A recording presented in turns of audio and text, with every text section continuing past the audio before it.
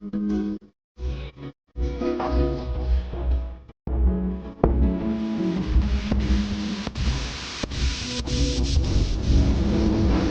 Guys, welcome back to our channel.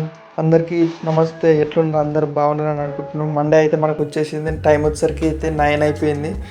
And ఈరోజు వీడియోలో వచ్చేసరికి అయితే మనమైతే కాలేజ్ అప్లై చేసినాం. అబ్రాడ్కి అప్లికేషన్ రిసీవ్ అయ్యింది. తర్వాత మనకి ఆఫర్ వచ్చింది. నెక్స్ట్ ఏంటి, నెక్స్ట్ ప్రాసెస్ ఏంది, నెక్స్ట్ ఏం చేయాలి అనేది ఫుల్ డీటెయిల్గా మాట్లాడుకుందాం. అండ్ మీరు కనుక ఫస్ట్ టైం నా ఛానల్కి విజిట్ అయితే నా పేరు విక్కీ. సో వెయిట్ చేయకుండా మనమైతే వీడియోలోకి ఎంటర్ అయిపోదాం. Let's go.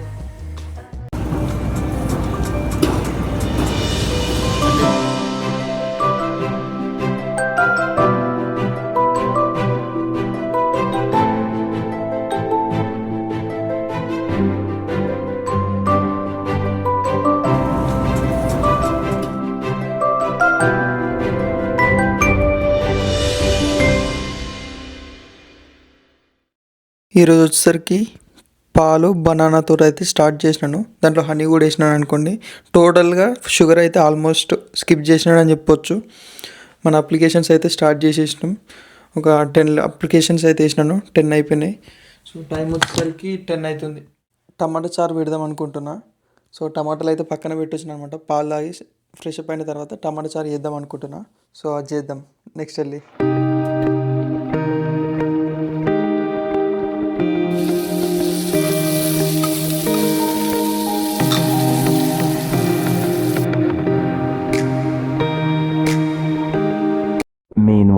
టైం వచ్చేసరికి 11:04 అవుతుంది. ఇప్పటిదాకా టమాటా చారు చేసినాను. అండ్ ఇంకా రైస్ పెడితే అయిపోతుంది. మన అప్లికేషన్లు అయితే స్టార్ట్ చేయాలి. అండ్ అలాగే అట్లా ఫ్రెష్ అప్ అయితే అయిపోతుంది కదా అనేసి ఫ్రెష్ అప్ కూడా అయిపోయినాను. ఇంకా అప్లికేషన్స్ మీద కూర్చొని అప్లికేషన్స్ వేస్తే ఈరోజుకి సెట్ అయిపోతుంది. తర్వాత ఏంటంటే అసలు అప్డేట్కి అప్లై చేసిన తర్వాత మన అప్లికేషన్స్ అన్నీ సబ్మిట్ అయిన తర్వాత మనకి ఆఫర్ లెటర్ వస్తుంది కదా. అది వచ్చిన తర్వాత నెక్స్ట్ స్టెప్ ఏం చేయాలనేది మెల్లగా మాట్లాడుకుందాం. టైం వచ్చేసరికి 1:36 అవుతుంది. ఇప్పటివరకు ఒక 27 అప్లికేషన్స్ వేసిన. వేరే అప్లికేషన్స్ వెతుకుతుంటే అసలు దేంట్లో కూడా చూపించట్లేదు. అంటే జాబ్స్ ఎక్కువ క్రియేట్ కావట్లేదు. సో సిచ్యువేషన్ ఇదని చెప్పాలా, లేకపోతే నేను అప్లై చేసే రోల్కి ఇలా ఉందని చెప్పాలో నాకు అర్థం కావట్లేదు. కొన్నిసార్లు అయితే ఏం చేయాలో అర్థమవుతలేదు అనమాట. బట్ మనం చేసేది ఏముంది, ఉన్న అప్లికేషన్లో అప్లై చేయడం, అంతకుమించి మనం చేసేది ఏం లేదు కదా అని అప్లై చేస్తుంటే కొన్నిసార్లు బాధ అనిపిస్తుంటుంది. ఎందుకంటే అప్లికేషన్స్ కొన్ని లేకుండా, మనం చేసిన రెస్పాన్స్ రాకుండా అట్లున్నప్పుడు కొన్నిసార్లు ఏమవుతుంది అంటే అది ఏం చేయాలి ఏంది అనే కొన్నిసార్లు అనిపిస్తుంటుంది. సో మన చేతిలో ఏం లేదు. మన చేతిలో ఏమైనా ఉంటే చేయడానికి ఉంటుండే. బట్ మన దగ్గర ఏం లేదు కాబట్టి అంతా దేవుడి మీద దయ, అంతా దేవుడి మీదనే భారం వేసా అంట కదా. సేమ్ మన సిచ్యువేషన్ కూడా అంతే. ఇప్పుడు జస్ట్ అప్లై చేసుకుంటూ వెళ్ళిపోవడమే. ఇంకోసేపు అయితే లంచ్ తినాలి, మళ్ళీ ఒక 5-10 అప్లికేషన్లు వేస్తాం, మళ్ళీ డే అయిపోతుంది. అంతే, రోజు ఇదే రొటీన్ అయిపోతుంది. టైం వచ్చేసరికి 4 అవుతుంది. మన అయితే 40 అప్లికేషన్స్ అయినాయి. ఇప్పుడు తినాల్సింది ఇంతవరకు తినలేదు రైసు. ఇక లంచ్ చేద్దాం, లేట్ అవుతుంది అనేసి పెట్టుకున్నాను విత్ తేజారెడ్డి. ఆడున్నాడు, వాడు తింటుండు, నేను తింటున్నా. ఇద్దరం తినుకుంటూ మాట్లాడుతున్నాం. ఈ రోజుకి అప్లికేషన్లు అయితే ఎక్కువ వేయడానికి ఏం దొరకట్లేదు. సో మనం ఏం చేయలేము. ఇక అప్లికేషన్స్ ఏం చేయమంటావు తేజారెడ్డి? అప్లికేషన్ ఎక్కువ దొరకట్లే వేద్దామంటే. ఏం చేస్తాం, చేయనికి ఏం లేదు ఆడ. ఏం లేదంట. గో విత్ ఫ్లో అంట. మనోడు కూడా గో విత్ ఫ్లో అంటుండు. మనం కూడా అందుకే గో విత్ ఫ్లో, అప్లికేషన్ వేసుకుంటూ పోవడమే అంతే. So first let's have this lunch. అబ్రాడ్కి చాలా యూనివర్సిటీస్కి అప్లై చేసిన నాకైతే చాలా అప్లికేషన్స్ వచ్చినాయి. లైక్ ఆఫర్ లెటర్స్ అయితే ఆల్మోస్ట్ నేను అప్లై చేసిన వాటన్నిటికీ వచ్చినాయి.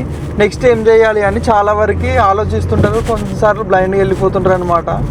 సో వీళ్ళందరికీ నేను చెప్పేది ఏంటంటే ఆచితూచి అడిగేయర్రి అని చెప్తాను. ఎందుకు అంటే మనం చూస్ చేసుకునే కాలేజ్ని బట్టి మన లైఫ్ కొంచెం టర్న్ అయ్యే ఛాన్సెస్ ఉంటాయి. మా యూనివర్సిటీలో వచ్చేసరికి మన ఇక ఇండియా కల్చరే అనుకోరు. ఇక్కడ కూడా మొత్తం మా క్లాస్లో వచ్చేసరికి మొత్తం ఇండియన్సే. అమెరికన్స్కి సపరేట్, మాకు సపరేట్ అనమాట మాస్టర్స్ డిగ్రీలో. ఇంకా వేరే యూనివర్సిటీస్లో చూసుకుంటే వాళ్ళ యూనివర్సిటీస్లో వచ్చేసరికి అబ్రాడ్ అంటే అమెరికన్ సిటిజన్స్ అయినా లేదంటే ఇంటర్నేషనల్ స్టూడెంట్స్ అయినా ఎవరైనా సరే కంబైన్ చేసి ఒక క్లాసెస్ పెడుతుండే. సో అలాంటి కల్చర్ ఉంటుండే అనమాట.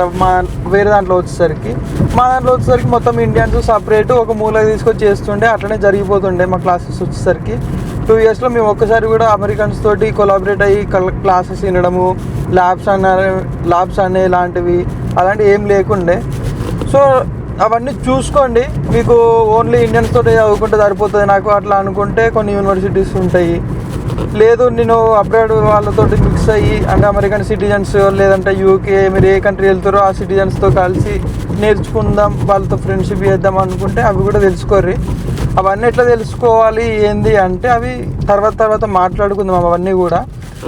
ఇక షార్ట్కట్గా చెప్పాలి అంటే మనం ఏదైనా యూనివర్సిటీ చూసుకునే ముందు దాంట్లో ఎవరైనా చదువుతున్నారా వాళ్ళకి కాంటాక్ట్ అయ్యి అట్లా కొన్ని రిఫరెన్స్ తీసుకోవచ్చు. ఇంకా నెక్స్ట్ వచ్చేసరికి అసలు ఎట్లా యూనివర్సిటీ సెలెక్ట్ చేసుకోవాలి, ఫైనలైజ్ ఎట్లా కావాలి.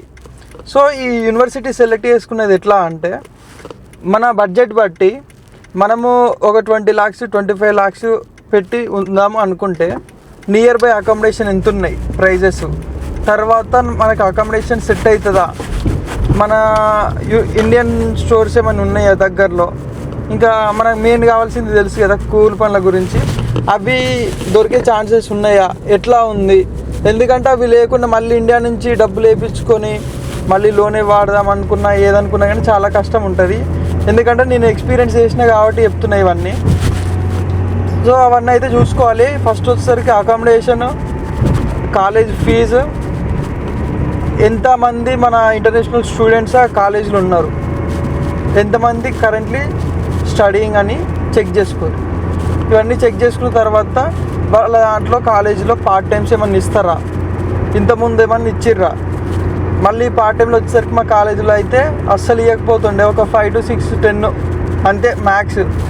మేమున్నది 1000 members 1500 members అయితే వాళ్ళ దాంట్లో 10 to 15 members మ్యాక్స్ ఇచ్చేది, అంతకంటే ఎక్కువైతే లేదు.